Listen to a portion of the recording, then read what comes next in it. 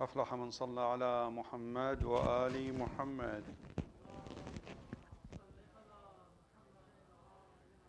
بسم الله الرحمن الرحيم. اللهم صل على محمد وآل محمد. السلام عليك يا أبا عبد الله. السلام عليك يا ابن رسول الله. السلام عليك يا ابن أمير المؤمنين وابن سيد الوصيين. السلام عليك يا ابن فاطمة سيدة نساء العالمين. السلام عليك يا ثار الله وابن ثاره والوتر الموتور. السلام عليك وعلى الأرواح التي حلت بفنائك. عليكم مني جميعا سلام الله أبدا ما بقيت وبقي الليل والنهار. يا أبا عبد الله، لقد عظمت الرزية وجلت وعظمت المصيبة بك علينا وعلى جميع أهل الإسلام، وجلت وعظمت مصيبتك في السماوات على جميع أهل السماوات. فلعن الله أمة أسست أساس الظلم والجور عليكم أهل البيت، ولعن الله أمة دفعتكم عن مقامكم وأزالتكم عن مراتبكم التي رتبكم الله فيها، ولعن الله أمة قتلتكم، ولعن الله الممهدين لهم بالتمكين من قتالكم. برئت إلى الله وإليكم منهم ومن أشياعهم وأتباعهم وأوليائهم. يا أبا عبد الله، إني سلم لمن سالمكم وحرب لمن حاربكم إلى يوم القيامة.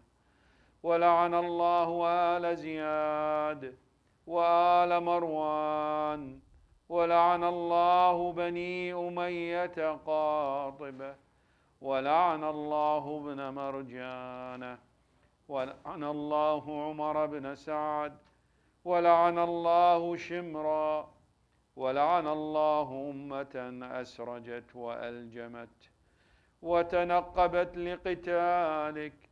بأبي أنت وأمي لقد عظم مصابي بك، فأسأل الله الذي أكرم مقامك وأكرمني بك أن يرزقني طلب ثارك مع إمام منصور من أهل بيت محمد صلى الله عليه وآله.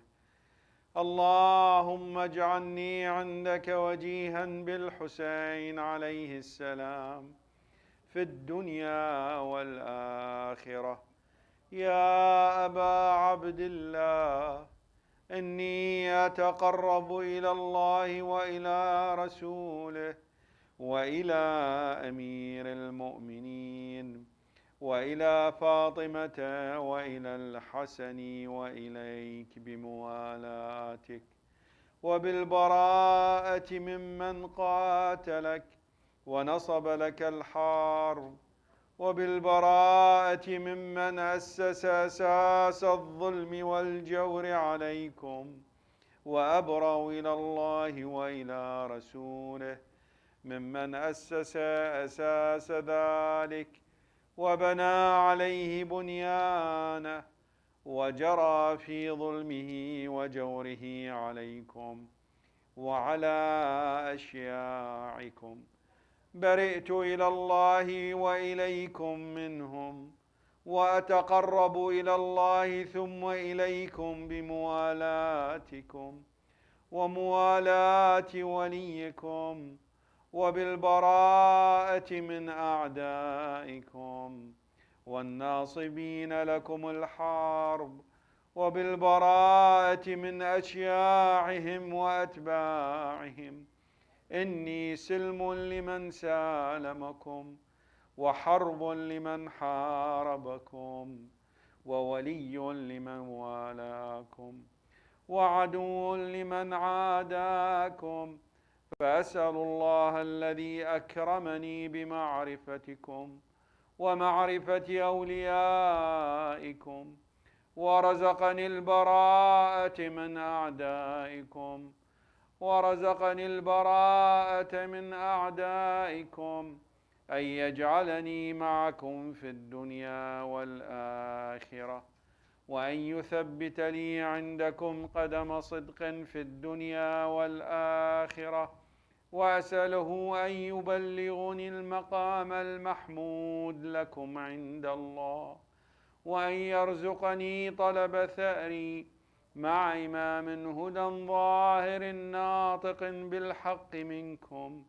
وأسأل الله بحقكم وبالشأن الذي لكم عنده أن يعطيني بمصابي بكم أفضل ما يعطي مصابا بمصيبته، مصيبة ما أعظمها وأعظم رزيتها في الإسلام وفي جميع السماوات والأرض. اللهم اجعلني في مقامي هذا ممن تناله منك صلوات ورحمة ومغفرة. اللهم اجعل محياي محيا محمد وآل محمد، ومماتي ممات محمد وآل محمد. اللهم إن هذا يوم تبركت به بنو أمية وابن آكلة الأكباد، اللعين ابن اللعين، على لسانك ولسان نبيك صلى الله عليه وآله، في كل موطن وموقف وقف فيه نبيك صلى الله عليه وآله. اللهم لعن أبا سفيان ومعاوية ويزيد بن معاوية، عليهم منك اللعنة أبد الآبدين. وهذا يوم فرحت به آل زياد وآل مروان بقتلهم الحسين صلوات الله عليه. اللهم فضاعف عليهم اللعنة منك والعذاب الأليم. اللهم إني أتقرب إليك في هذا اليوم وفي موقفي هذا وأيام حياتي بالبراءة منهم واللعنة عليهم، وبالموالاة لنبيك وآل نبيك عليه وعليهم السلام. اللهم لعن أول ظالم ظلم حق محمد وآل محمد، وآخر تابع له على ذلك.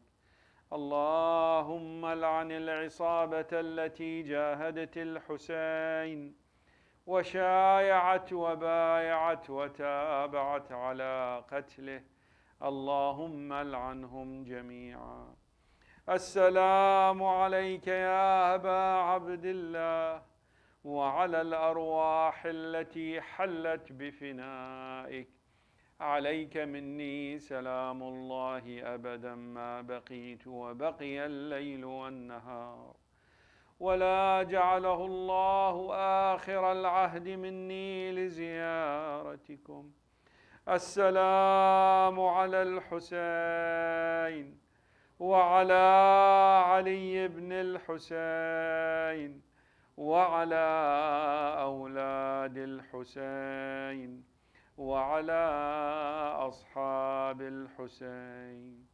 اللهم خص أنت أول ظالم باللعن مني، وابدأ به الأول، ثم لعن الثاني والثالث والرابع. اللهم لعن يزيد خامسا، ولعن عبيد الله بن زياد وابن مرجانة وعمر بن سعد وشمر وآل أبي سفيان وآل زياد وآل مروان إلى يوم القيامة. سجود. اللهم لك الحمد حمد الشاكرين عليه. اللهم لك الحمد حمد الشاكرين لك على مصابهم. الحمد لله على عظيم رزيتي.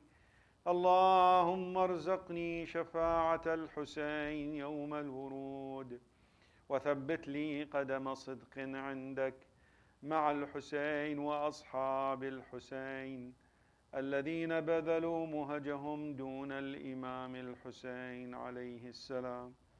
وصلى اللهم على سيدنا محمد وعلى آله الطيبين الطاهرين.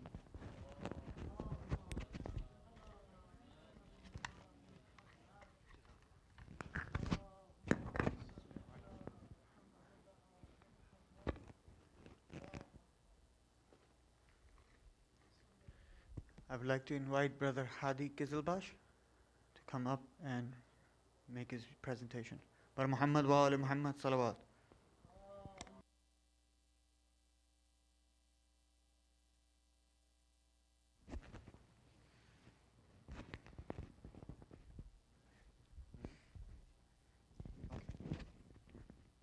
Bar Muhammad wa ali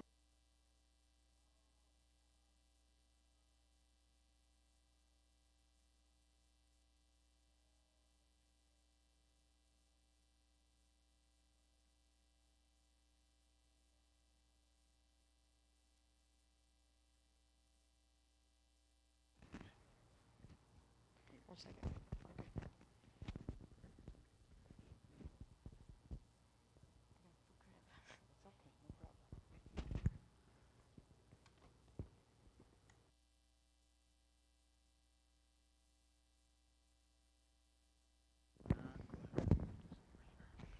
Okay. I am the dust beneath the dust of your land. I am a beggar to you, I'm reaching my hand. You are the sun behind the clouds, the fire are near.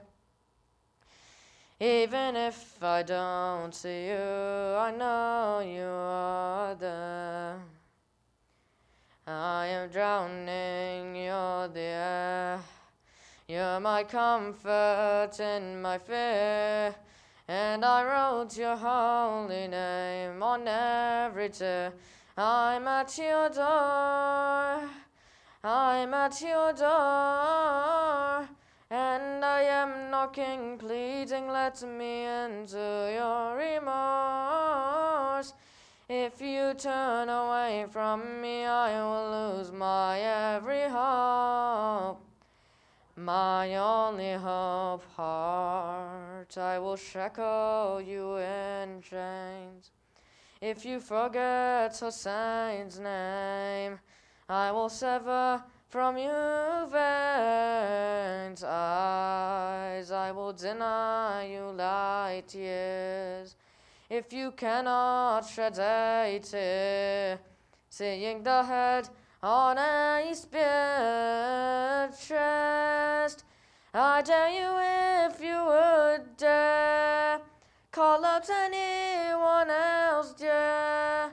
I will deny from you air. He is all I have ever known.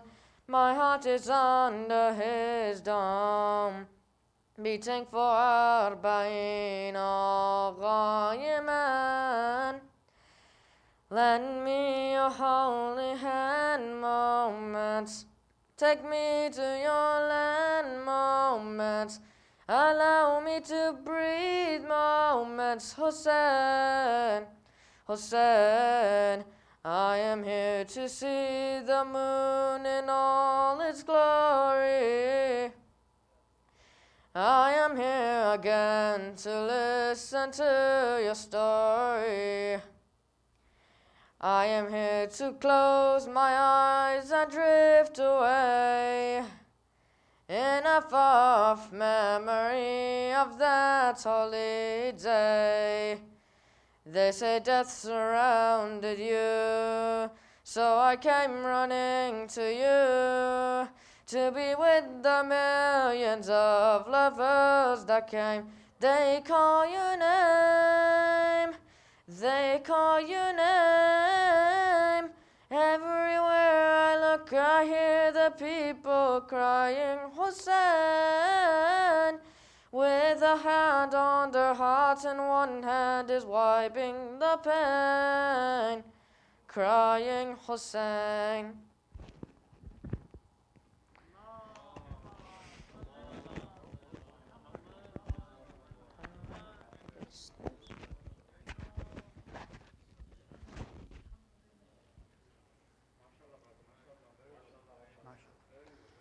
Jazakallah, brother. It is now my honor to invite Janab Raza Zaidi for the recitation of Salam and Marsiya.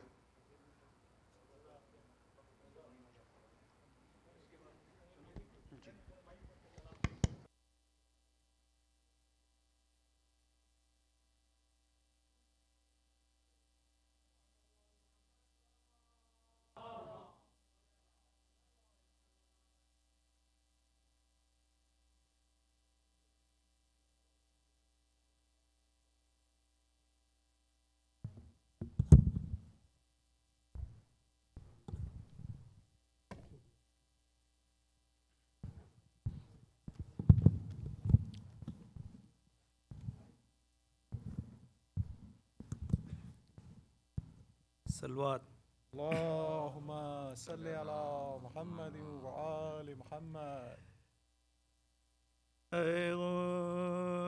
जदहन बेकदुला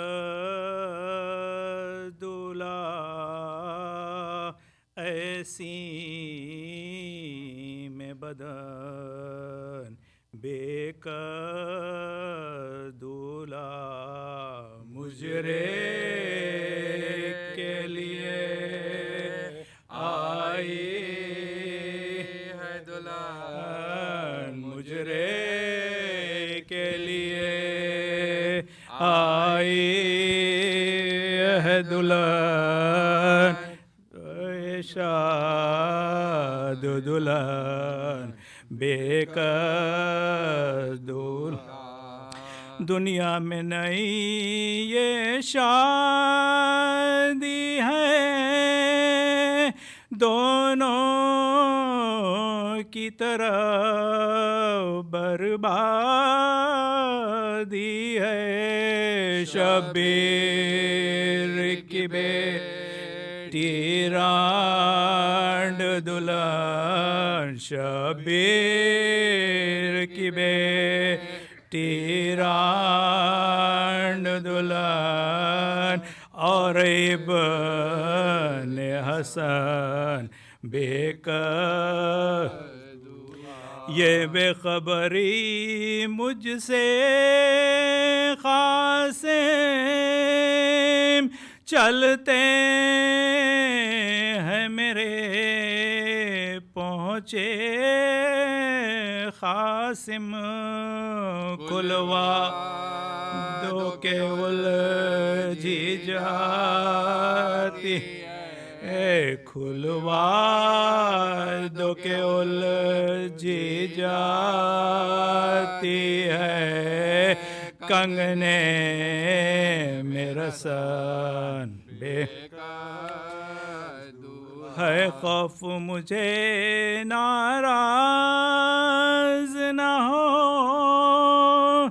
मर्जी है तुम्हारी क्या बोलो मैं हाथ में कंगना रखो मैं हाथों में अब कंगना रखो यार खुर हम नाम हूँ मैं भी दादी की है तुमको कसम इस शादी की बनवा दो मुझे रोने को एक बनवा दो मुझे रोने के लिए एक बैतुल हज़न बे तुम था मुझको तुम्हारे घर चलना लाजिम था तुम्हें मिलकर चलना रास्ते में मुझे को छोड़ गए रास्ते में मुझे को छोड़ गए है दौर वतन बे सब कहते हैं मुझको अब बेवा बतलाओ मुझे ये बात है क्या जो लोग मुझे को कहते थे जो लोग मुझे को कहते थे कल शब को दुल्हन बेकार दूल्हा ए गंशदन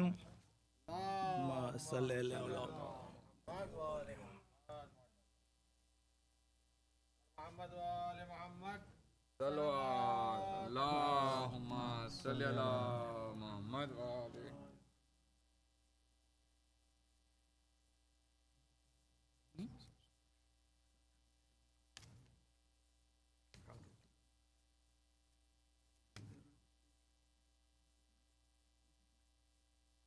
पर्दे के नारे सलवार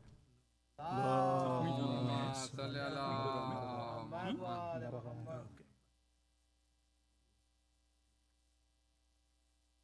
पर्दे के नारे सलवार अल्लाहुम्मा सल्ली अला मोहम्मद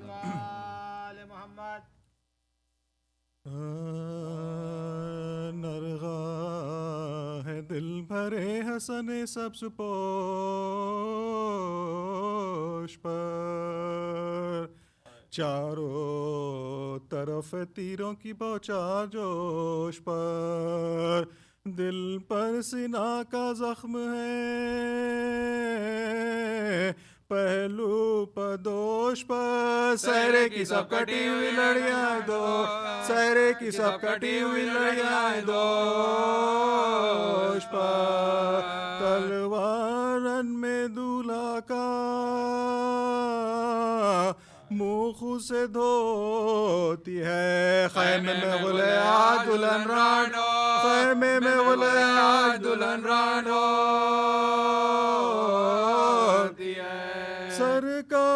सरकार ने इधर से बड़े फौज के सवार दौड़े उधर शालम करके जुल्फ़िकार थे साथ साथ अकबरो अब्बास नामदार दहशत से तीन शेरों की बागे से दहशत से तीन शेरों की बागे से मजरूह नातवा का अजब हाल हो गया घोड़ों से जिस्म दूल्हे का पामाल घोड़ों से जिस्म दूल्हे का पामाल घोड़ों से जिस्म दूल्हे का पामाल हो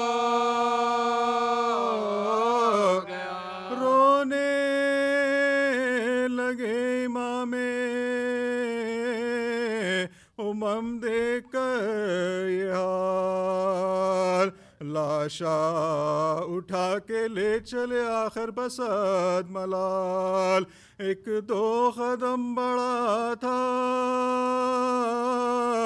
रसूले खुदा का लाल। हिचकी जो आई मर गया है वो खुश, हिचकी जो आई मर गया है वो खुश।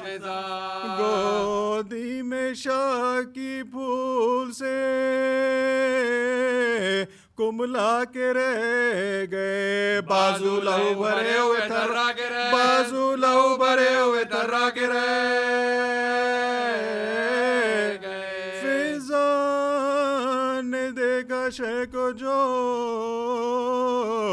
आते हुए इधर, खैमे के सन से ये पुकारी बचश में तर। सैदानियों से होशारो बाखबर, देवड़ी तक आई मादर नौशाना, देवड़ी तक आई मादर नौशाना।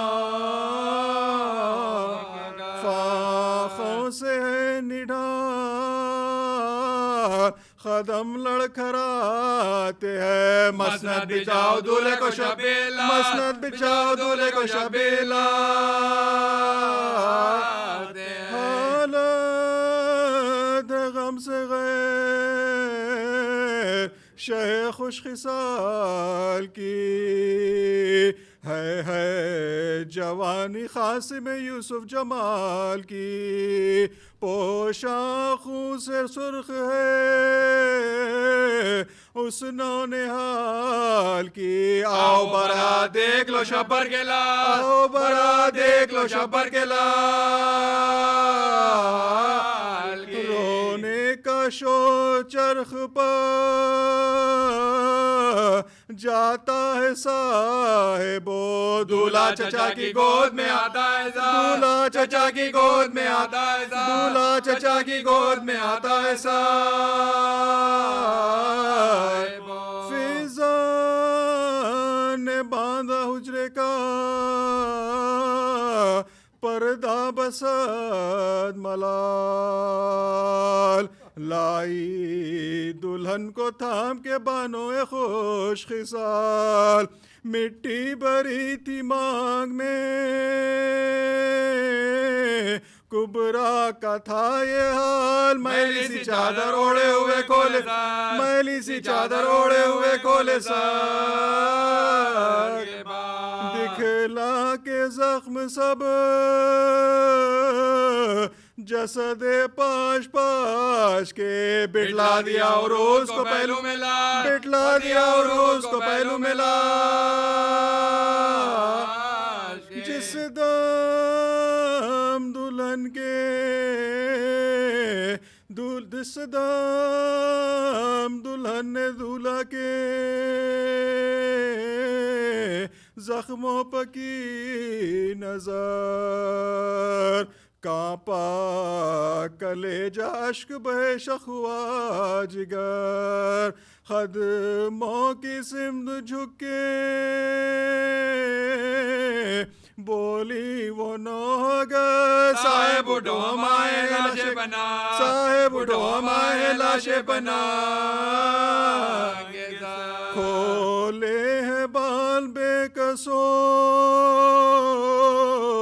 नाला को देख लो। तुम भी हमारे हाले परेशान को देख, तुम भी हमारे हाले परेशान को देख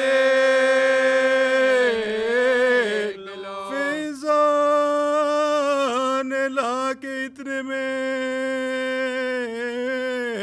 रंड साल रख दिया।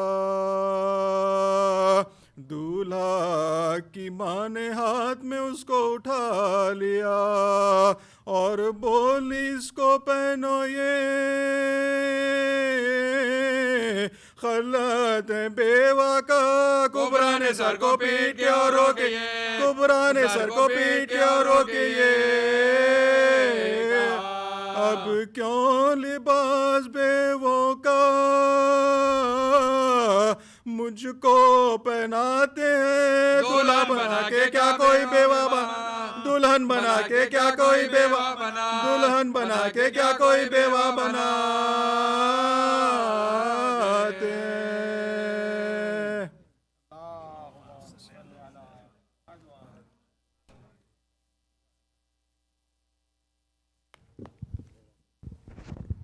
बर मोहम्मद व आले मोहम्मद सलवात।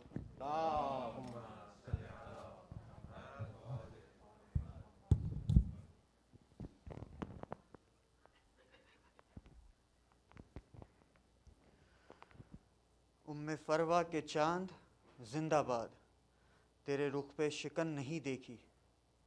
उम्मे फरवा के चांद जिंदाबाद, तेरे रुख पे शिकन नहीं देखी। आके देख ले वो हमला-ए कासिम, जिसने जंगे हसन नहीं देखी. Roughly translated, you are the pride of Farwa, O Qasim. Not a frown on your face, no fright was seen. By all that saw you attack, O Qasim, nothing but Hassan alayhi salam's might was seen. Bismillahir Rahmanir Rahim. Respected scholars, elders, brothers and sisters in faith, Assalamu alaikum.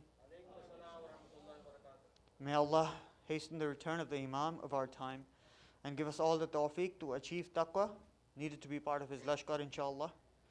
And may Allah grant us all the opportunity to visit the land of Karbala, inshallah. CFK strives to serve as a focal point to our community and cater its social and religious needs. To achieve this, the generosity of all our sustaining members and program sponsors is paramount. Jazakallah to those who already are sustaining members and sponsors. May Bibi Zahra increase your barakat and tawfiqat, inshallah. Ameen. For details on how to become a sustaining member or a program sponsor, please join the CFK WhatsApp group or visit ckdfw.org. Let us now recite a Surah Fatiha for the sponsors of tonight's program.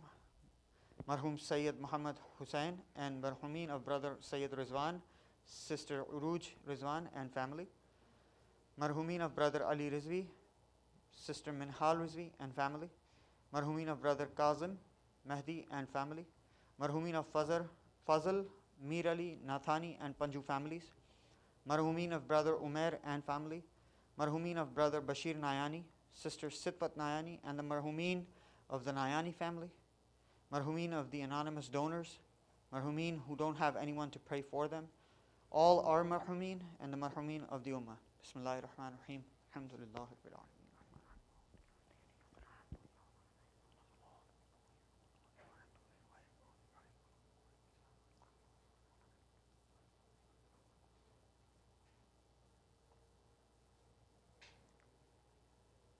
Due to the recent increase in COVID-19 cases related to the Delta variant, CFK has been advised by the COVID task force to limit in-person attendance to vaccinated attendees only.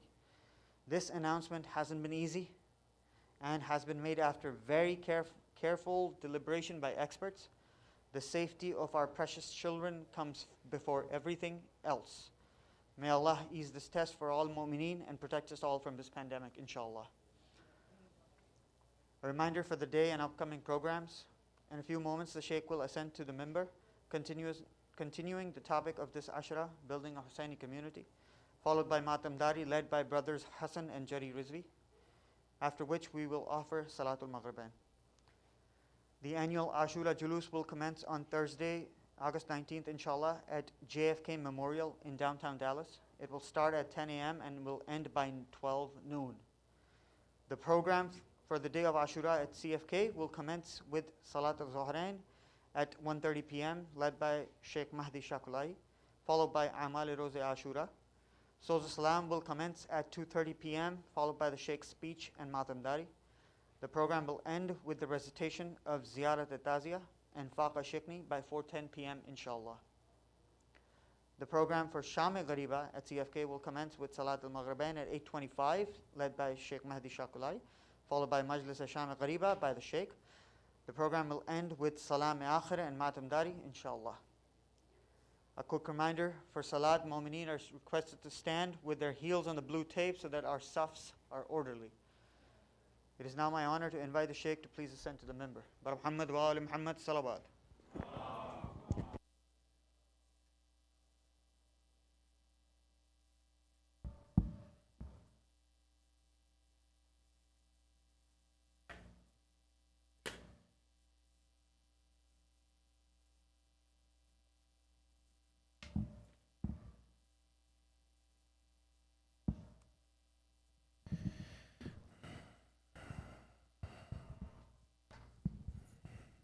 I think it's okay. Thank you.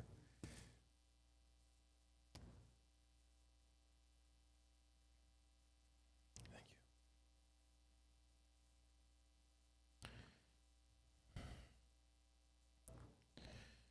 you. Assalamu alaikum wa rahmatullah.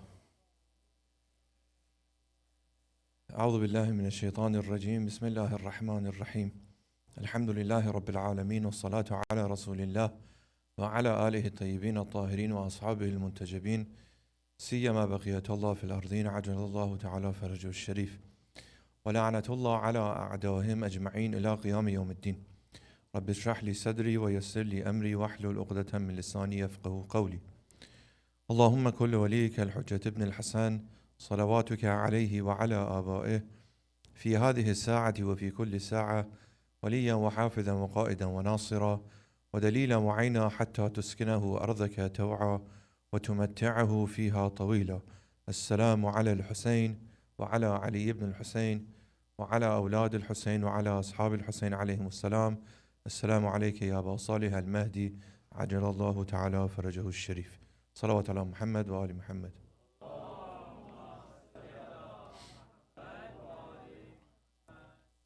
Alhamdulillah, so far we've covered some of the foundational principles of what it means to build a Husseini community. We said that in the struggle of Imam al-Hussein alayhi salatu wasalam, his objective, as stated in his own words, was to return and to reform the community, the Muslim Ummah, back to the prophetic community. So after defining what community is, and what those relationships look like, either within the family and the child, the parent, and then over the last few nights, the relationships that brothers and sisters are meant to have with one another, we more or less have defined what membership looks like within a community that is prophetic, a community that is Husseini. So last night we said of the 7 rights, for example, that we discussed of the rawaya that Imam Sadiq alayhi salatu wasalam tells to Mu'all ibn Khunais, or the 4 characteristics that Amir al-Mu'mineen imparts to Kumayl ibn Ziyad, that there are very serious responsibilities and rights we have, and they are wajib. As all things in the religion are wajib, so too are the rights that brothers and sisters have on one another. Just as a person's religion cannot be fruitful, a person's practice of Islam cannot be fruitful without the salat as the pillar of their practice, so too will community suffer if the relationships amongst brothers, sisters, parents, children are absent or are fractured.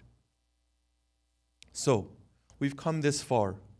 Now, obviously, the more pragmatic issues. Brother, we have surveyed very utopian and idealistic outlines for how we should be in relationship with one another, but we know that things usually don't turn out this way. So far, every night that we've gone, we've tried to draw our attention to the fact that the establishment of the prophetic ummah, the Muslim ummah, during the time of the Prophet, peace and blessings be upon him, was not an easy task. Our reading of the Quran, if it's with any level of focus and reflection, we can see that the Prophet and the believing community had a hard time building relationships, building trust. They had ups and downs, victories and failures. So we already have to take that for granted, that even when a prophet serves as the central uniting force, there is going to be struggles. You and I are not more charismatic than the prophet, right? It's not about putting ourselves down. We spoke about how we should elevate and honor, but the reality is we cannot have a character as charismatic as the Imam. Fine. But even with that charisma, the Imam still has these challenges. The Prophet still has these challenges. So we take for granted these challenges. How should our attitude and approach now be?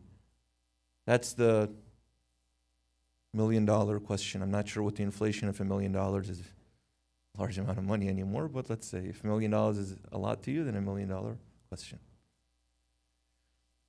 So these brotherly rights, we said that the wilaya that we enjoy, that friendship, that close relationship is really about finding those connections. Okay.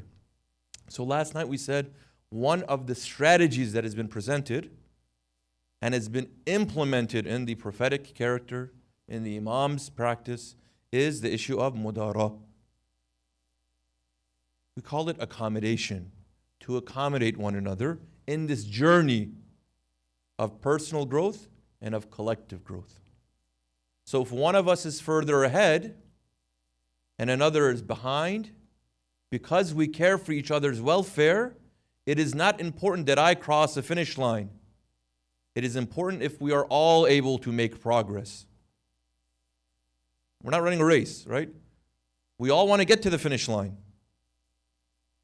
But unlike traditional races where you have to try to run as fast as you can to finish first because that is an accomplishment, the accomplishment here isn't necessarily the time that you make.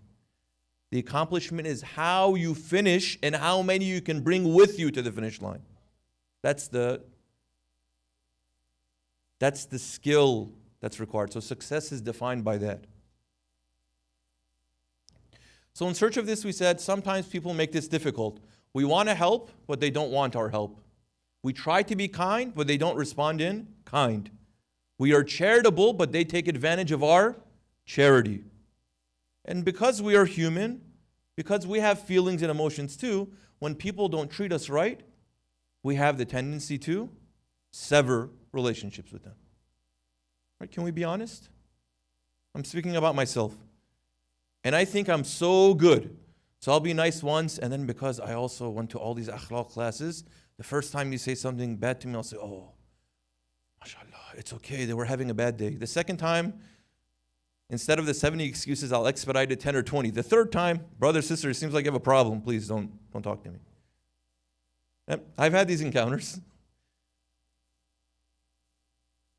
Or the more realistic ones, like in the home, with my parents, with my siblings, with my wife, with my kids. Not very charitable there. So, what should we do? Mudara. We gave the example last night that the imam that leads the salat, one of the conditions is that he accommodates the weakest of the followers. Ad'aful ma'mumin. And in many of the examples we gave last night, we especially drew attention, interaction that one of the companions of Imam al-Sadiq ﷺ has, that he speaks about, well, there's this group of people, we're not alike. They say something, we say something different. We do something, they do something different. We act one way, they act a different way. So we have nothing to do. We disassociate ourselves. The Imam said, don't do that. Iman is a spectrum. We have to be careful that we don't burden someone that may be at a different level of Iman. Even if it's hierarchical, a lower level of Iman. We don't burden them with something higher. So here we're going to continue that accommodation and learn from the Imam how to make those accommodations. See, one of the things that they said the Imam did in the interactions that he had with people was to facilitate sharh al-sadr, the expansion of one chest. Right? The Quran says, Alam nashrah laka sadrak, to the Prophet. We expanded your chest. And the chest really here is the capacity for you to be able to be Muslim, to be in service of other people. That existential capacity you have. Allah says, we expanded yours. Now you as facilitator go expand others. So the Imam would do that to people. He would show them how they have more of a capacity than they think. So accommodate. Look, we said rights, right? So one of the examples, tonight it's just full of examples. Whichever one speaks to you, alhamdulillah. So the Imam Amir al-Mu'mineen alayhi salatu wasalam once was observing Allahumma salli ala Muhammad wa ala Muhammad. She came to the butcher to buy meat. She didn't come to beg. She didn't ask for any handouts. She came and she said, this is how much money I have. Give me some meat. So the man takes the money, the butcher takes the money, and depending on the amount, he weighs it and gives her the meat. She looks at it and says, this doesn't seem like it's enough for the family. Now, she's not begging here. She just turns around and says, is there a possibility that I can have more? Now, the account doesn't say if she asked for a loan, if she asked for free, whatever. She made a request. Look, she knows her situation in the home. This is not going to suffice. So she's gone out on a limb. embarrassing herself, being vulnerable, to ask the butcher now for more. And the butcher says, listen, we have to, there's going to be checks and balances. I can't just hand out things to you because then everyone will want to do it. The Imam says, give the little that she's asking. Is that what you're afraid? Just give the little. Allah will return it to you, right? That little. Those little things that people ask us. It's not asking too much. So, in finding that sharh sadr, in building those relationships in difficult moments, the Quran gives us a clear instruction. Those who are believing people, those who have understood, digested the mission, they're like this. Bismillah ar-Rahman ar-Rahim. Ulaika, they are yu'tuna ajrahum marratain. We give them double reward. Bima sabaru, because of what they persevere, وَيَدْرَؤُونَ بِالْحَسَنَةِ السَّيِّئَةِ. Not just their perseverance in what it means to be Muslim and be in relationship, but they want a relationship and they persevere in a relationship when their brother or sister doesn't appreciate it. That's why they get double. So there's one way of us looking for a relationship when everyone is happy, everyone's on the same page, everyone is cooperative. That's one way of building community. Alhamdulillah, we all see the same vision, the same goal. We all want to work together. Minor challenges, alhamdulillah. We get one reward for that. But when things don't go well, the Quran says they get dual reward. وَمِمَّا رَزَقْنَاهُمْ يُنْفِقُونَ. And what they have been given of their sustenance, they give in the way of charity. Okay. So let me give you a few different types of examples of how people are difficult and how our tradition teaches us to respond. Sometimes the difficulty is that people don't value the time that we put in. You want to do something good, right? You're trying to encourage others to understand the value of what you're doing, right? You want to get people to understand that you care about them, right? But they just don't seem to value that. I'm not saying that someone will come and do this, but I think this story also communicates that point of not understanding what we have available. See, one of the grand scholars that is buried not too far from the Haram in Qom, the scholar by the name of Mirza Qummi. Anyone who's gone to Qom, right outside the Haram, you can see there's a smaller graveyard, not too far, and there's also a smaller like gumbad, like a dome there. Who's this guy? Mirza Qummi, grand scholar. So Mirza Qummi, as a practicing scholar, he was known for his patience.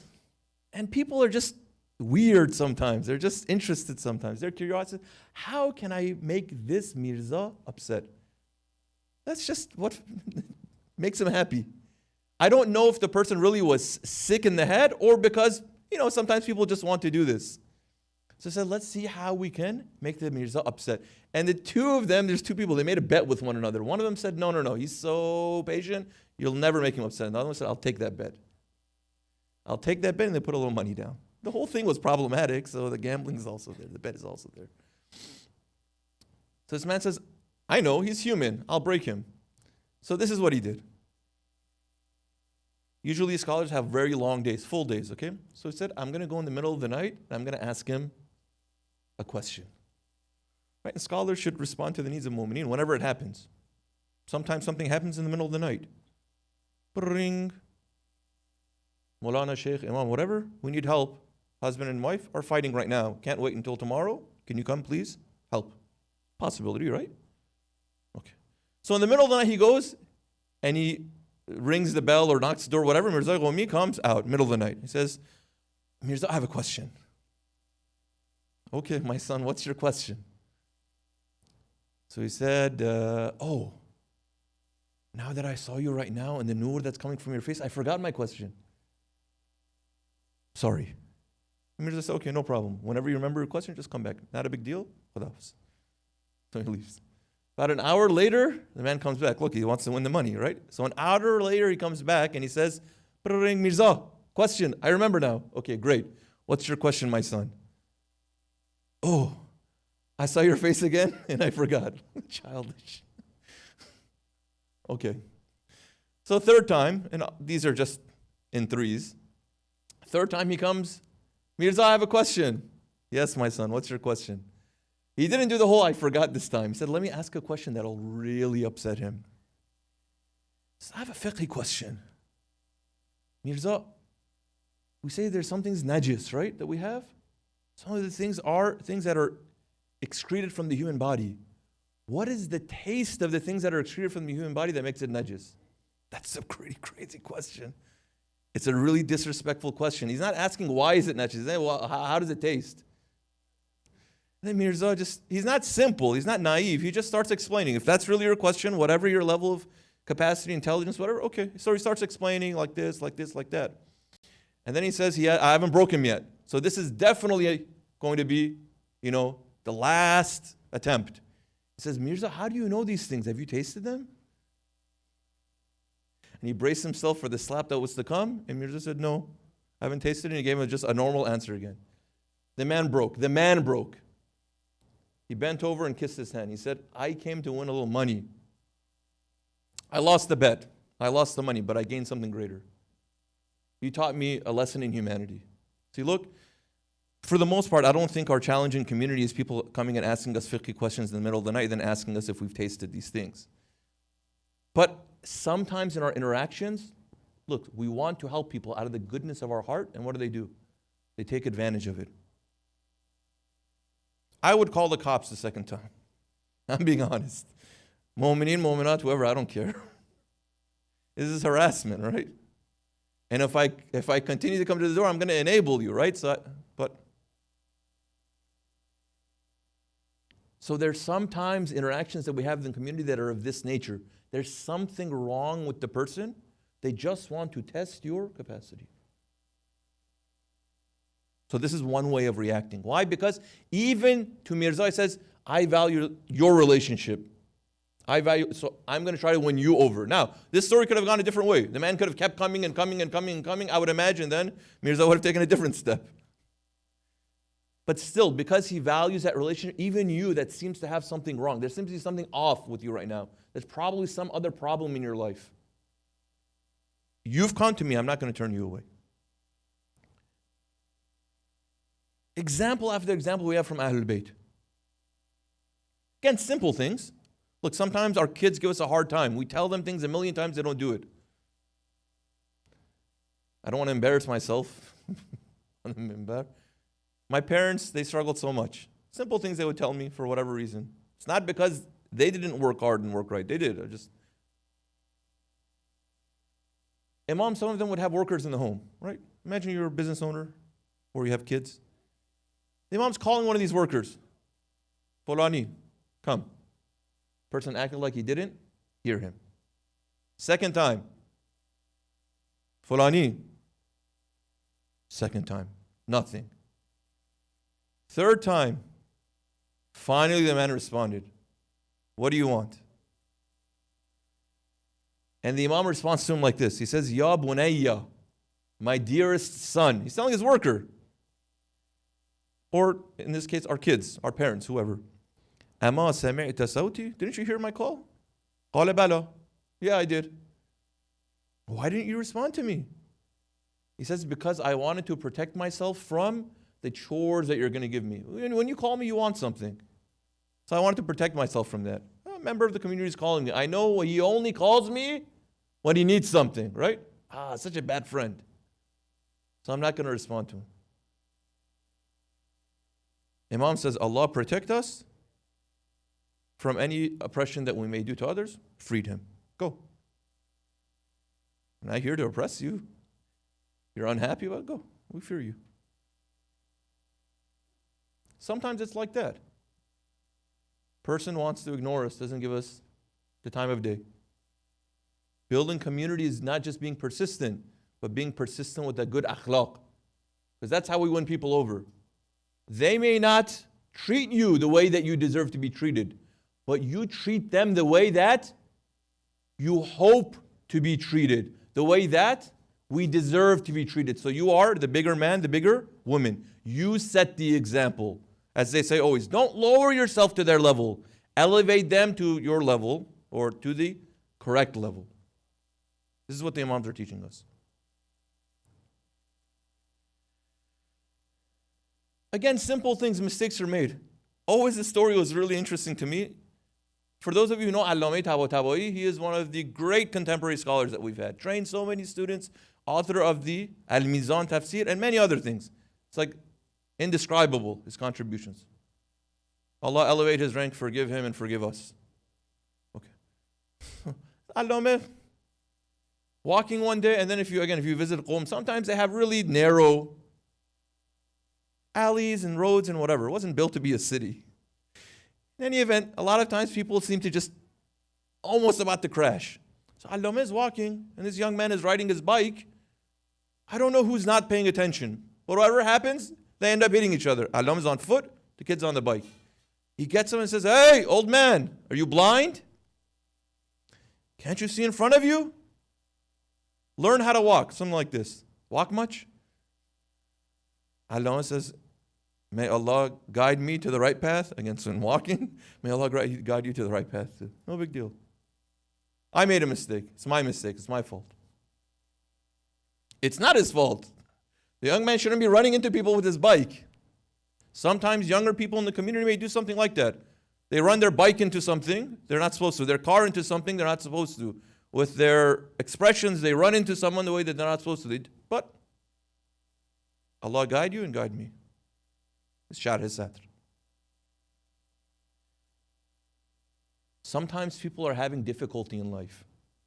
And those difficulties we have to have a place to release ourselves. Otherwise, we blow up in places that we don't want to. Look, maybe someone says, I go to the gym and I release myself. Okay. Someone says, I come to dua, I come to majlis, I release myself. No problem with that. No problem with that. But sometimes it's just so much, we don't have outlets. We end up doing something in places that we later regret. How is the community going to respond? Now look, example after example after example that the Imam and the Prophet are teaching the companions. The companions that are already in relationship with each other, but when outsiders come, they're not exactly sure how they're supposed to respond. One day a man came to the Prophet, peace and blessings be upon him, in the masjid. Allahumma salli ala Muhammad wa ala. He came and he had financial needs, so he asked the Prophet for assistance. And the Prophet responded to him, he says, by Allah, I don't have any money on me. Very similar, remember the example we gave of? The Imam Sadiq alayhi salatu wasalam. So he said, I don't have any money on me, I apologize. And he really didn't now. He said, I don't have any money. So the man got upset. I thought you were prophet this, I thought you were giving, I thought you were merciful, I thought you were all these things. So he starts berating the Prophet. Ashab, of course, are protective. So they get upset. He said, let's take care of him. Security, let's get him out of here. The Prophet doesn't have money. What do you want him to do? A miracle for you to bring money? He doesn't have money. The Prophet said, leave him. Leave him, let me take care of him. Prophet calmed him down and says, let's go home. This is customary in Arab culture, and as is in other cultures too. So he takes him home, he feeds him, gives him a place to wash up, helps him, is in conversation with him, and he says, I want you to be my guest, stay tonight too. Didn't say anywhere that he gave him money, but the hospitality was there. Anyways, so after they do that, the next day the Prophet, peace and blessings be upon him, asks the man, he said, do you know what our encounter is an example of? He said, it was like the camel rider whose camel escapes. The camel is running wild in the alleys, in the road. If no one reacts, the Prophet says, then the camel will slowly recover, will calm down, and can be reclaimed. Right? If everyone gets really agitated, starts running after it, trying to capture it, the camel's going to get even more agitated. And not only is it going to knock people over, it's probably going to escape. Right? It says that my role was like the rider, and you were like the camel. Look, a camel is a very worthy possession, by the way, in that time. It's like a very nice car. It's like, you're the car and I'm the owner. It's important to me. I don't want to lose the camel. So instead of me being agitated and worsening the situation, I just calm down. Let you take your time to also calm down. Then we can talk about it and reconcile. A lot of times people come with that high energy. There's something wrong that they can't stand it anymore. like the camel that's running wild. How are we going to accommodate them? Your father had a rough day at work. Your son had a difficult day at school. Your mother had a difficult conversation with her sister. A young man or woman is having a difficult time in their life. They have frustrations. They're pent up. They don't have an outlet that's healthy. As we say, so to speak, they make a scene. How are we going to respond to them? Are we going to look to them with the eye of compassion? Are we going to start asking ourselves what the issue of this person was and why wasn't I able to help them? Or are we going to start thinking about other things? Ooh, their life's pretty messed up. Some things may be going on in the house. Where are this person's parents? Ooh, right? Start thinking about all sorts of different things. So the Prophet said, listen, this is what happened. This is what I thought the correct course of action was. And the man says, you're right, I apologize. And they had a conversation about what was bothering him. Okay? A lot of times a person may ask for financial help, but really what they need help with is something else. The Prophet said, I forgive you. Just don't even mention it. But one more thing the Prophet told him. He says, listen, this is a teachable moment. You insulted me in public, right? It's not a big deal to me. But other people saw, Ashab saw, they wanted to respond. Let's learn from this. Come to the masjid and apologize. The man, because he had his need resolved, said, I can stand the embarrassment, if you want to call it, or I can have the kind of the honor, the courage to stand up in front of others and say, I made a mistake. He came to the masjid and he did that. And the Prophet used that as a moment to teach the community. Now, how many of us would have the courage to stand up and say, I made a mistake, and for the community to embrace them, to value that? Look, that's what we're talking about when we mean build community. I may make a mistake. I may do something wrong that negatively impacts all of you. I have to feel comfortable enough with you to come and step and say, I made a mistake. No ifs, ands, and buts. Forgive me.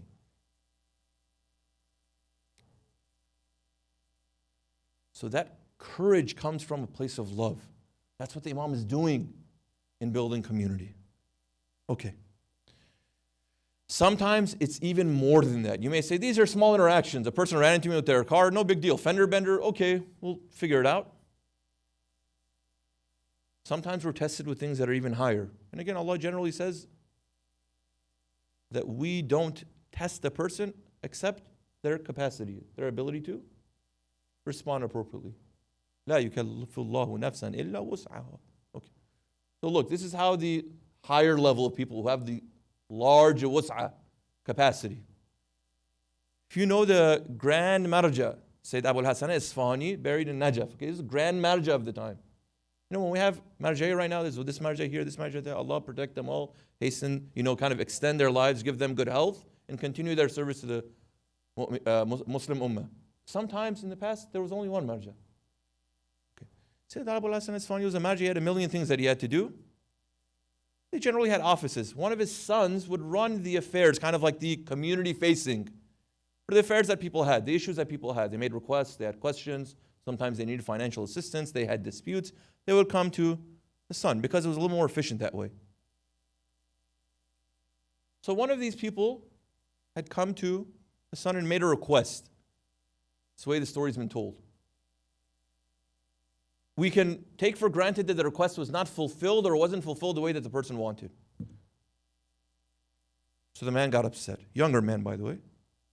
He got so upset, and it must have been so difficult for him in his life that he was turned away, for example, that he decided, I just can't take it. He lost it completely. And how did he lose it? Sayyid al-Hasan would leave the salat, and his son would stand all the way in the back to make sure he's accessible to the people, so they don't have to come all the way in the front. So this youngish man came, he found the son, identified him, he said, took a knife out, and he stabbed him in the heart. True story. It's not made up. Go look it up.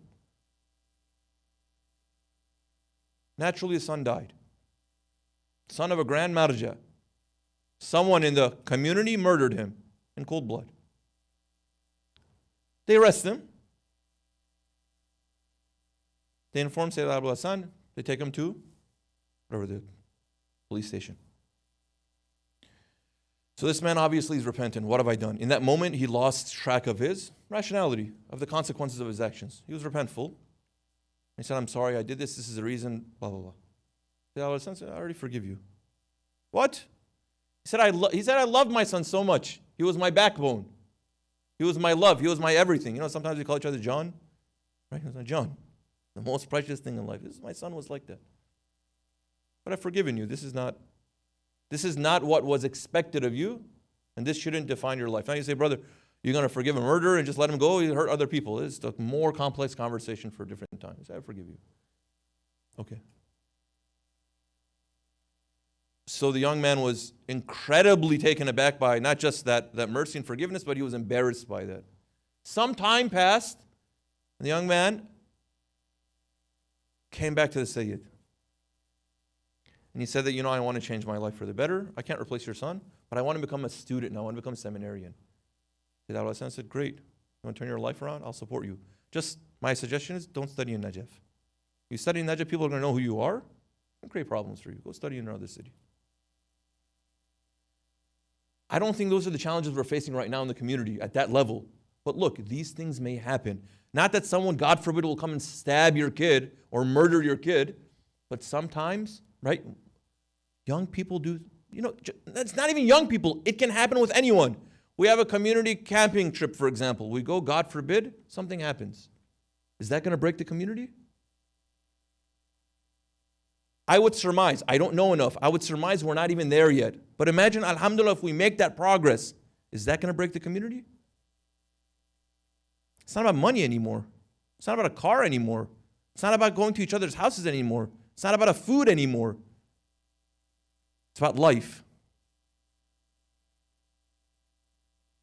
Are we game to that level?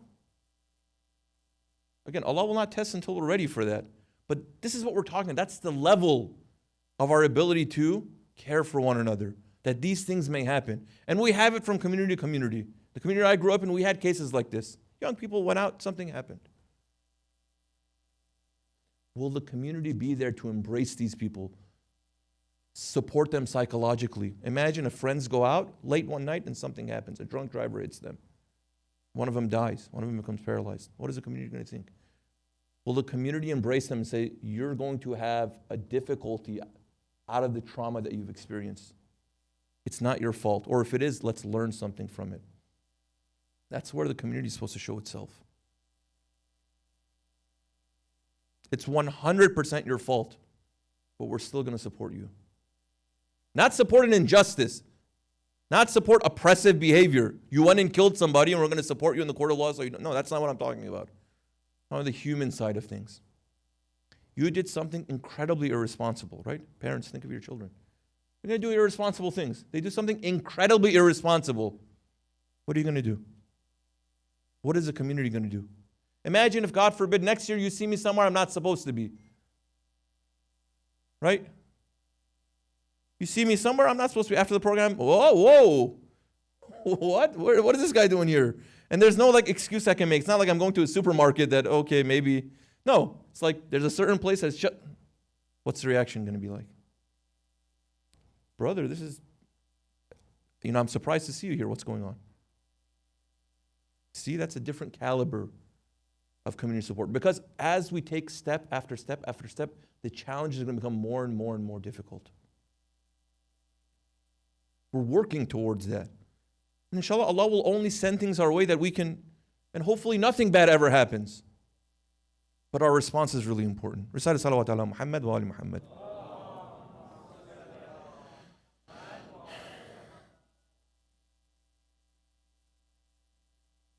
This last point that I wanted to make, and I'm hesitant to broach the subject because I know I have about 10 minutes.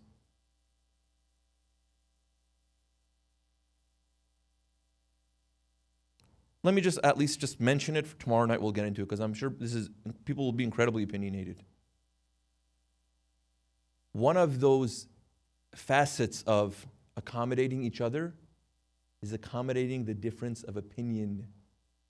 accommodating the difference of action, accommodating the different ways that we identify as a accurate course of action. We'll speak about this a little bit more tomorrow night. Accommodation means being able to accommodate those things. Let's give an example. We have a julus coming up, right? Julus, alhamdulillah. Many of us, most of us, all of us, whatever, feel very strongly and passionately about julus. I, for example, I have respect for it. But I think there are other things that can be done, perhaps that will communicate the message of Imam Hussein alayhi salam to the masses. I may find this inefficient way of communicating to other people. It may be just for us, fine. But if it's a means of communicating the message of Imam Hussein to other people, I personally find it ineffective. Now, are you and I going to have to fight with one another now because of that? Am I munafiq now?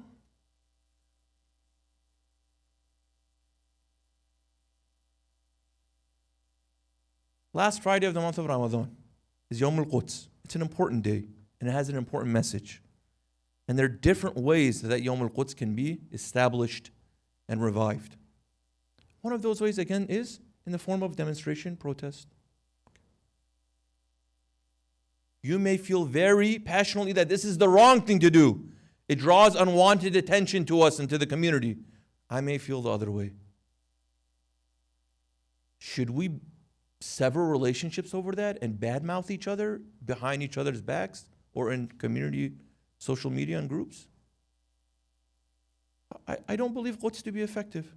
Or I believe passionately that we have to speak out against the injustice. Look, right now what happened? Afghanistan, what happened? 20 years? This country came and took whatever it wanted. With whatever small marginal improvements they made, they left. A bunch of people got rich, and the people are left to fend for themselves, right? It took what, 1 day, 2 days? Nothing fell because there was no fight. So what's going to happen to these people? Someone may come and say, brother, if you don't speak about the plight of Afghanistan tonight, you're just so ignorant. You're so lost. You're so unaware. You're so living under a rock. You are so negligent. Your opinion may be correct. There may be merit and value to what you're saying.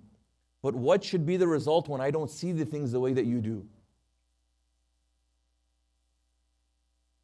These are the more, like fundamental things. But sometimes what's really concerning is when the trivial things lead to the problems. These are things that I've observed or they were secondhand related. Allah forgive me if I'm relaying something that's inaccurate. But even down to the food that we serve for the niyaz. I don't want chicken. I want a beef. Let's fight. I wanted there to be 2 nohas at the end, but there was 3. Brother, the program ended. Let's go make a new center. It's a real thing. It's a real thing. Or I'm going to put a majlis in my own home now. I never did before, and good, majlis in the home is great. I'm going to put a majlis in my own home now because in your majlis at the home, for example, you didn't allow this, and that to be said. Brother, sister, come on. So bring all of your concerns, your thoughts, your pent-up aggressions, your frustrations. Let's bring them tomorrow night. Let's work through some of them. Now, unfortunately, the forum is not in a way that everyone can speak and empty themselves. Hopefully tomorrow will not be an outlet for each other for us to come and have some hands-on kind of therapy and counseling. But at least we want to bring the skeletons out of the closet. We want to bring this baggage in building that community, put it in the middle and start working through it. When a room is incredibly dirty and messy, you're going to have to clean it. Throw everything in the middle, pile it up, and then start cleaning, start organizing and putting them where they need to go. That needs to be done. So we'll speak about that tomorrow night. Recite salawat ala Muhammad wa ali Muhammad.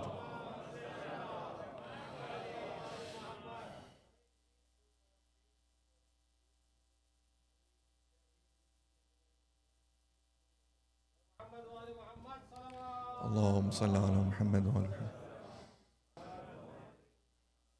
If it's possible, just to dim the lights, inshallah, we'll recite a few minutes of musibah. On this night, it's customary to recite the musibah of Qasim ibn al-Hasan.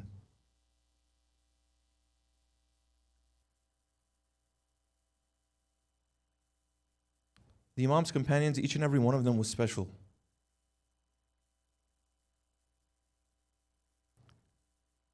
And as we said, first, out of the respect and the honor that the companions had, no one who was not from Ahlul Bayt allowed any member of the Ahlul Bayt to go and fight before they went, generally.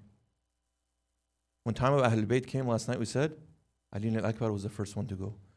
But for some of these, the Imam, it was really difficult for him to give permission for them to go.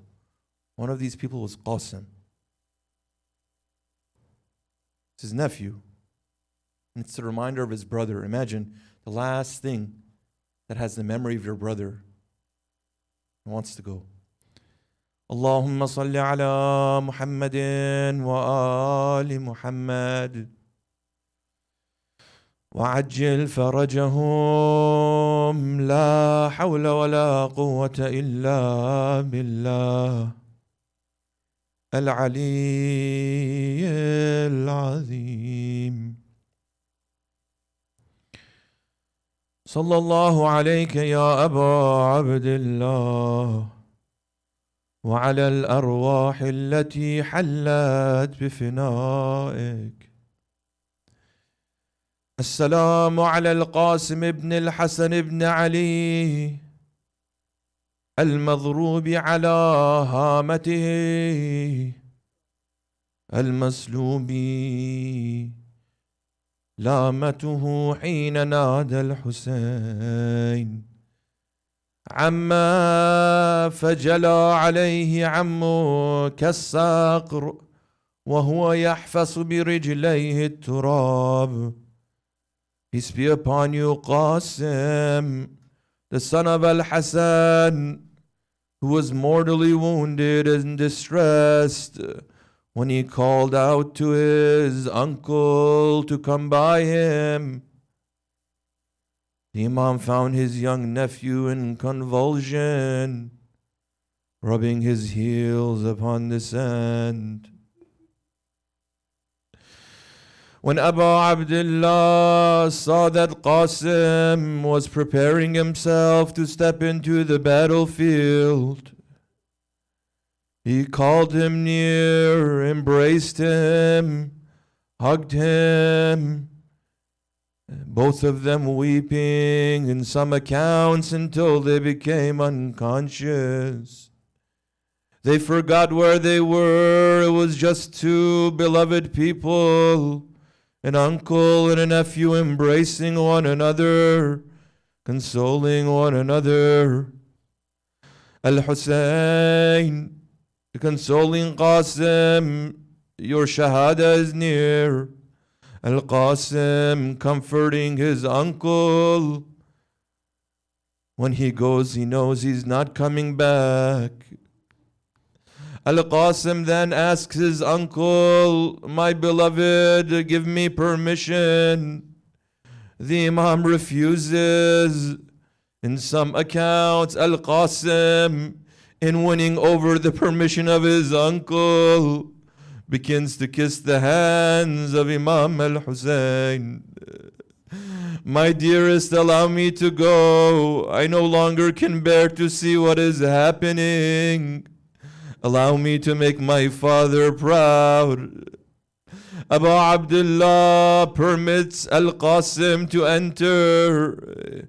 In his war cries, he calls out to the enemies, إن تنكروني فأنا ابن الحسن سبت النبي المصطفى والمؤتمن هذا حسين كالأسير المرتهن بين أناس لاصقوا صوب المزن. O enemies of Allah, if you don't know who I am, know that I am the son of Hassan, the grandson of the Prophet, the chosen one, the confidant. This is Al-Hussein that you've made into a captive in the midst of the people who may be deprived of the rainwater. In one account that these enemies has, he says, I saw a young man come out against us. His face was young, like the first splinter of the moon. There was a sword in his hand. He was wearing a shirt, a waistcloth, a pair of sandals. One of these enemies said, by Allah, let me attack him. This is how wretched they were. These enemies would choose. They say, I want to be the reason to break the heart of Hussein. I want to be the reason that this young man achieves martyrdom. His companion said, praise be to Allah, why do you want to do that? Is it not enough that these people have been surrounded? This man said, no, by God, let me attack him. He rushed towards Al-Qasim in the midst of battle and did not return until he delivered a blow to the head of Al-Qasim with his sword. Al-Qasim surrounded, received the blow. فوقع الغلام لوجهه وصاح يا عمار.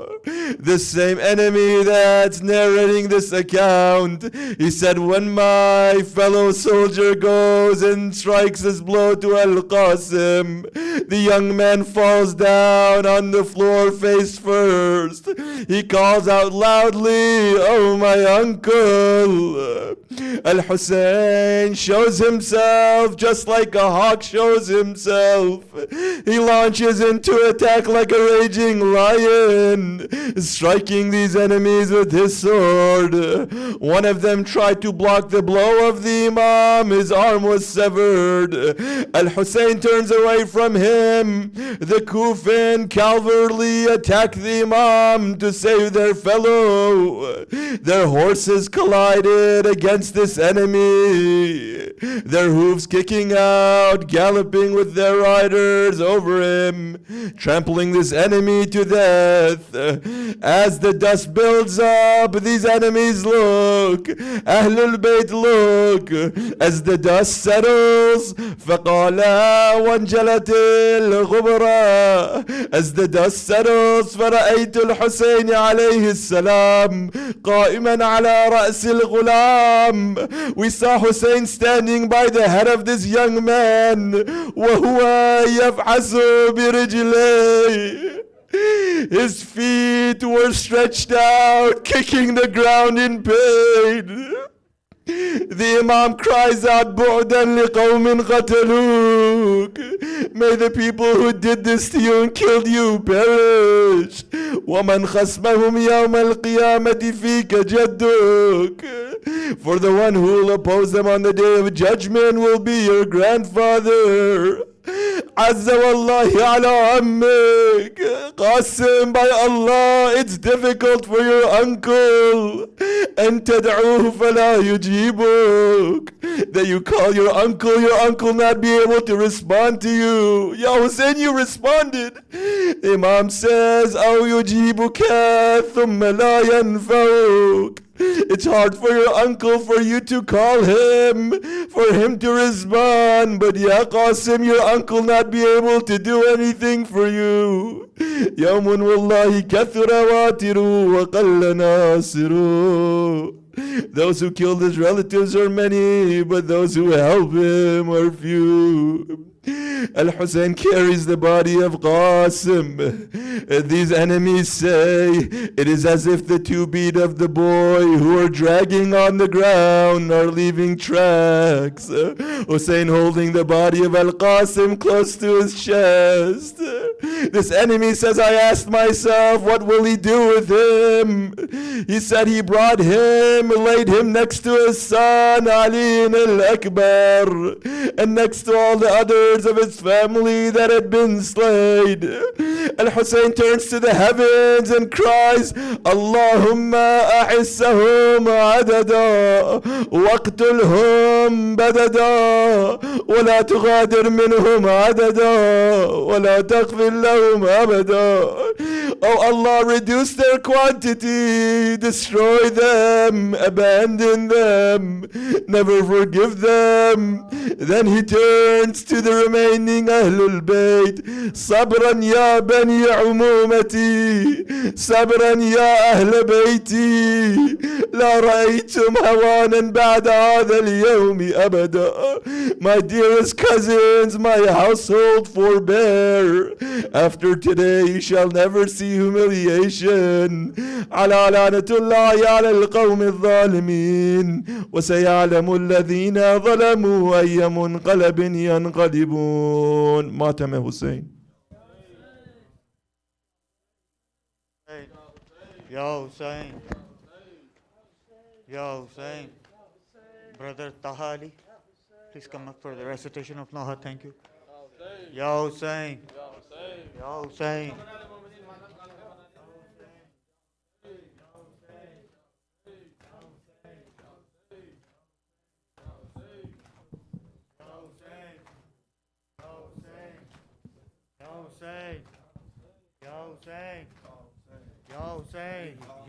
Ya Hussein.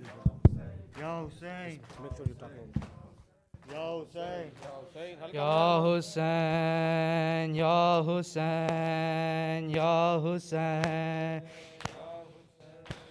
Ya Hussein. Ya Hussein. Ya Hussein. Ya Hussein. Ya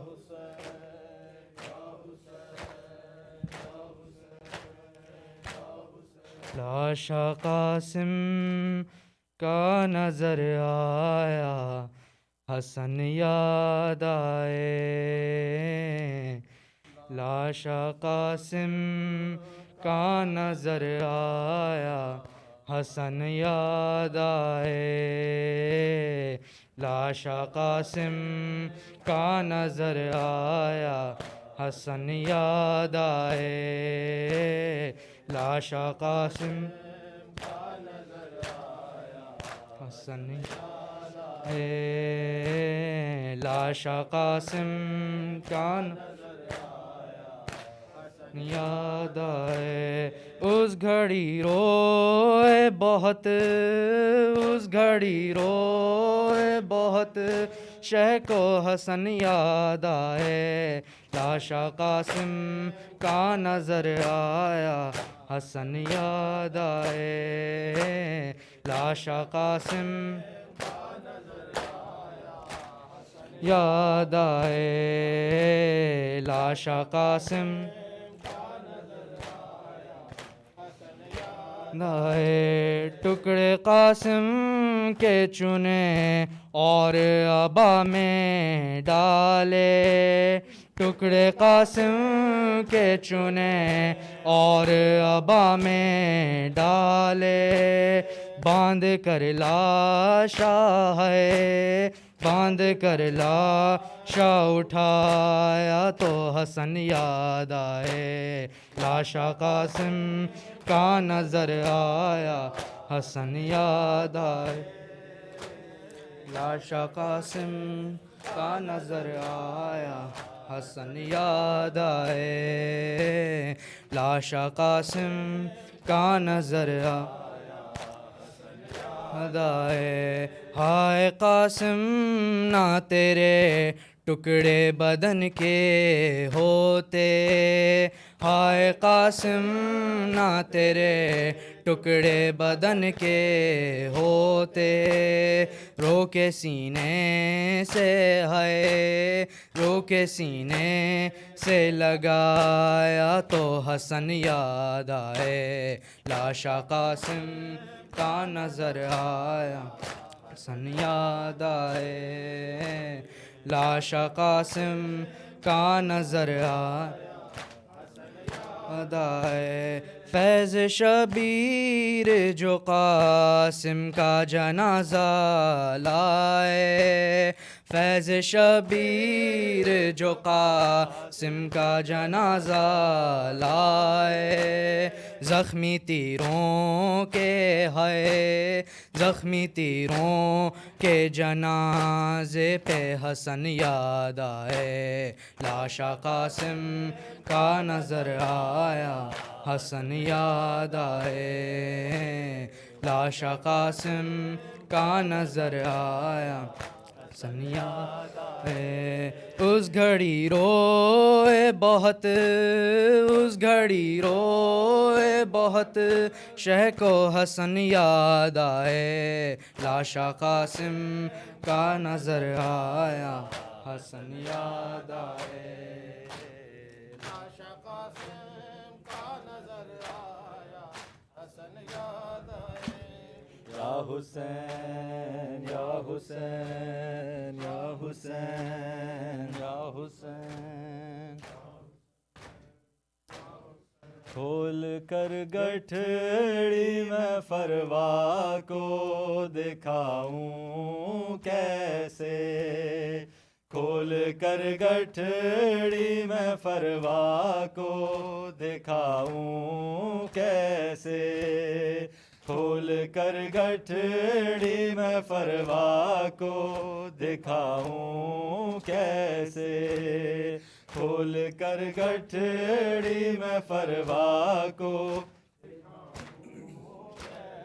है यही लाशाए कासिम, है यही लाशाए कासिम, ये बताऊं कैसे, खोल कर गठड़ी मैं फरवा को दिखाऊं कैसे, खोल कर गठड़ी मैं फरवा को दिखाऊं, खून से लाल हुई है सभी मक़तल की ज़मीं, कहीं बाजू है पड़े सीना, कहीं सर है कहीं, जोड़ कर टुकड़े बदन फिर से बनाऊं कैसे, है यही लाशाए कासिम, है यही लाशाए कासिम, ये बताऊं कैसे, खोल कर गठड़ी मैं फरवा को दिखाऊं कैसे, खोल कर गठड़ी मैं फरवा को, मेरे भाई की निशानी मेरा तारा था यही, बेवा मादर के बुढ़ापे का सहारा था यही, माँ का दुखता हुआ दिल और दुखाऊं कैसे, है यही लाशाए कासिम, है यही लाशाए कासिम, ये बताऊं कैसे, खोल कर गठड़ी मैं फरवा को दिखाऊं कैसे, खोल कर गठड़ी मैं फरवा को, सख्त मुश्किल में हूँ मुश्किल से छुड़ाओ अब्बास, बात शबीर को आकर ये बताओ अब्बास, कैमाए मादर दिलगीर में जाऊं कैसे, है यही लाशाए कासिम, है यही लाशाए कासिम, ये बताऊं कैसे, खोल कर गठड़ी मैं फरवा को दिखाऊं कैसे, खोल कर गठड़ी मैं फरवा बेसहारा को यहाँ कौन सहारा देगा, मैं जो रोया तो उसे कौन दिलासा देगा, सामने माँ के मैं खुद अश्क बहाऊं कैसे, है यही लाशाए कासिम, है यही लाशाए कासिम, ये बताऊं कैसे, खोल कर गठड़ी में फरवा को दिखाऊं कैसे, खोल कर गठड़ी में फरवा को रन से लौटाएगा कुछ देर में मेरा दिलबर, खाक पे बैठी यही सोच रही थी मादर, खाक से मादर कासिम को उठाऊं कैसे, है यही लाशाए कासिम, है यही लाशाए कासिम, ये बताऊं कैसे।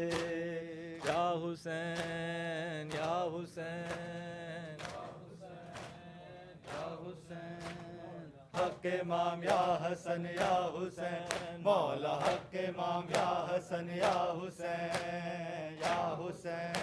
वो आबिदे बीमार था, वो आबिदे बीमार था, चलने से जो लाचार था, चलने से जो लाचार था। और शाम का बाजार था, और शाम का बाजार था, थी मुस्तफ़ा की बेटियां, मौला हक इमाम या हसन या हुसैन, मौला हक इमाम या हसन या हुसैन या हुसैन या हुसैन। अल्लाहुम्मा सल्ली अला मुहम्मद व आले।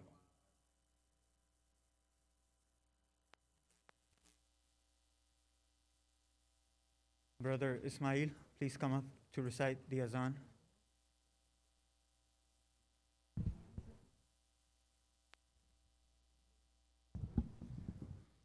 أعوذ بالله من الشيطان اللعين الرجيم. أفضل الذكر بسم الله الرحمن الرحيم. إن الله وملائكته يصلون على النبي يا أيها الذين آمنوا صلوا عليه وسلموا تسليما. الحمد لله الذي لم يتخذ ولدا ولم يكن له شريك في الملك ولم يكن له ولي من الذل وكبره تكبيرا. الله أكبر الله أكبر الله أكبر الله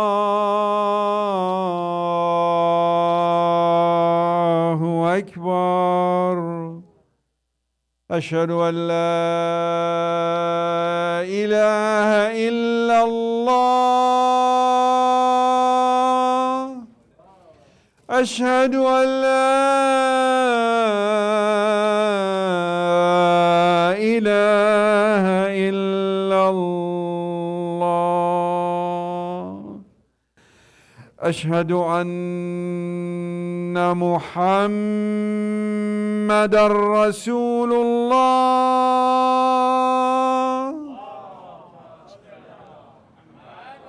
أشهد أن محمدًا رسول الله.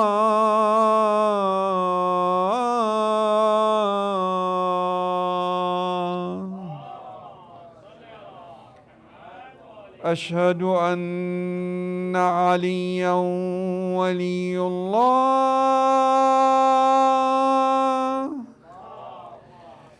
أشهد أن عليًا أمير المؤمنين وفاطمة الزهراء وأبناءهما المعصومين بالحق حجج الله. حي على الصلاة حي على الصلاة حي على الفلاح حي على الفلاح